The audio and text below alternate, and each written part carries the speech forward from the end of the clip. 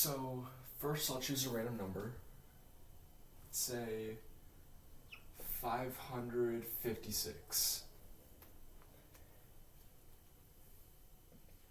So first I'm going to find the closest perfect square to this number. So I know 21 squared is 441. 23 squared is 529. And 24 squared is 576. So 24 would be my closest perfect square. So the way I'll set this up is 24 minus an x value squared equals 576.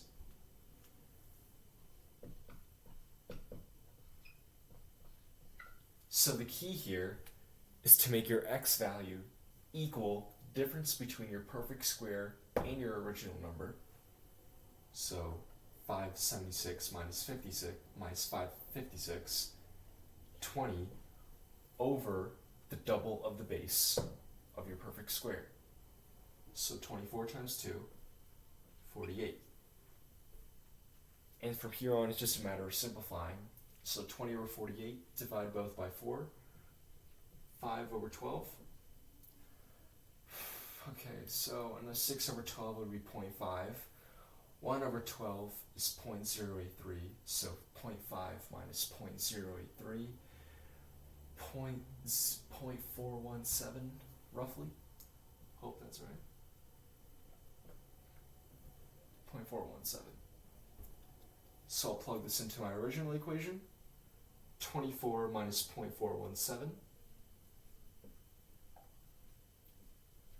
equals 23.683.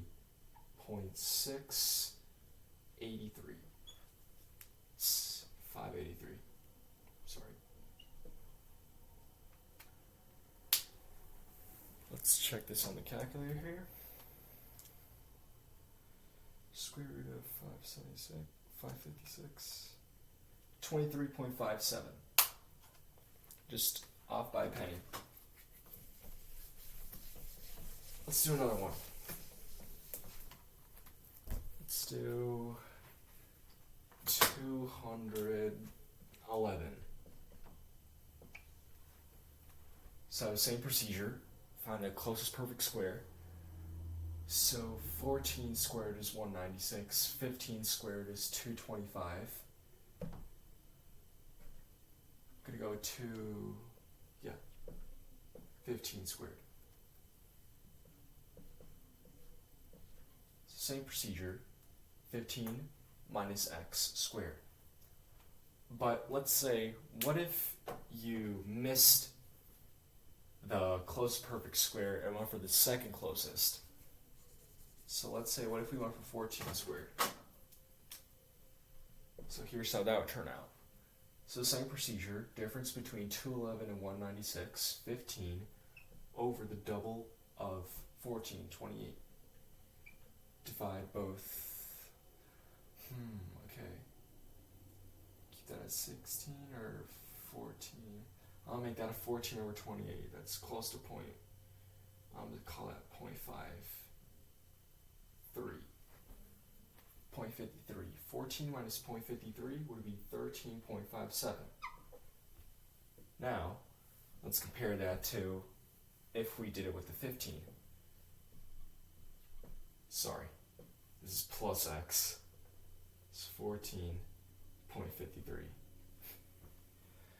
So, here would be 15 minus an x value squared equals 211. So 225 and 211, the difference is 14 over 15 times 2, 30. 14 over 30, divide both by 2. Or actually, divide both by 10. 1.4 over 3. That's close to a half, but just under it. I'm going to call that 0.48.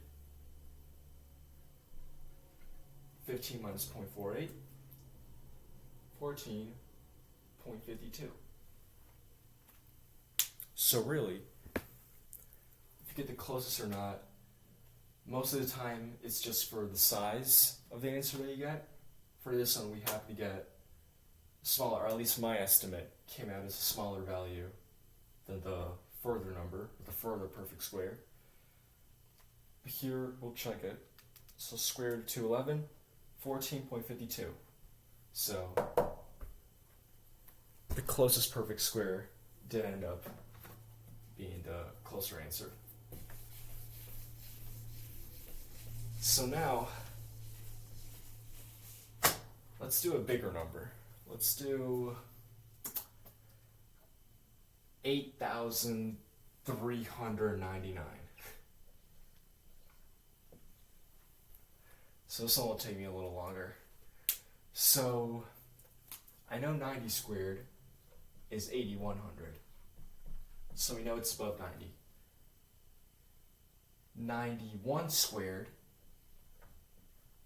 would be 8,100 plus 90 plus 91, so it'll be 8,281. 92 squared, let's see, 8281 plus 183, 8381 plus 83, 8464. So now we just got over that. So let's see, 8281 to get an 8399, that's 19 plus 99, or 92, yeah, okay. So 92 is our closest perfect square.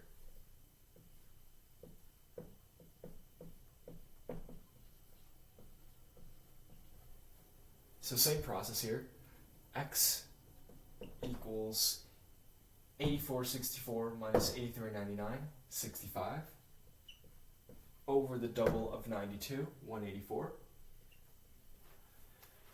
So let's see here. Oh, that's an ugly fraction. Okay.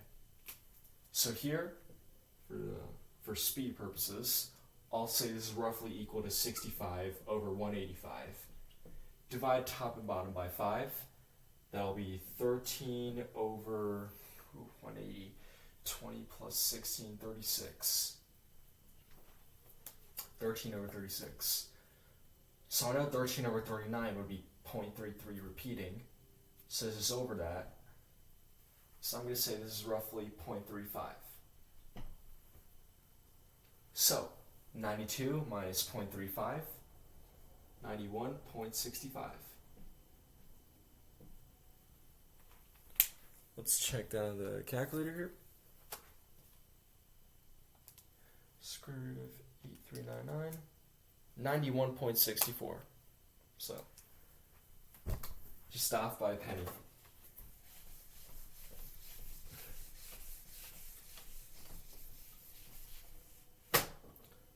So now let's see why this works, which is pretty interesting. So I'll choose another random number for this. I'll go with 105. Let's go for an easier number.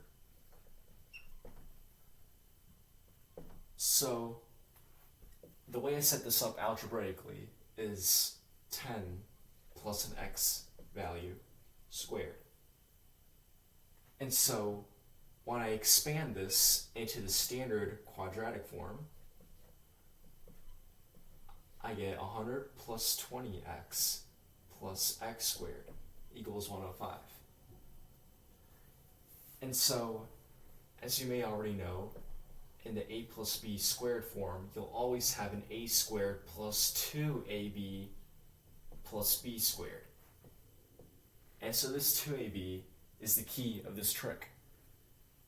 You'll make your x value always equal the difference of your perfect square and your original number, 5, over the double of the base of your perfect square, 2 times 10.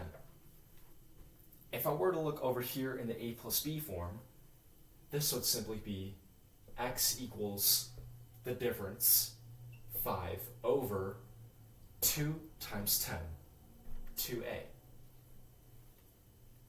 And so what I'm doing here is my x here would be the b in the 2ab form. And by setting it equal to the difference over the double of the original number, I'm always going to cancel out this coefficient.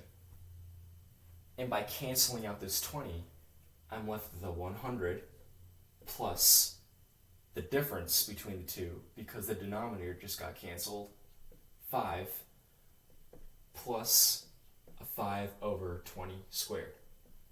So the sliding accuracy stems from this because we disregard this x squared at the end.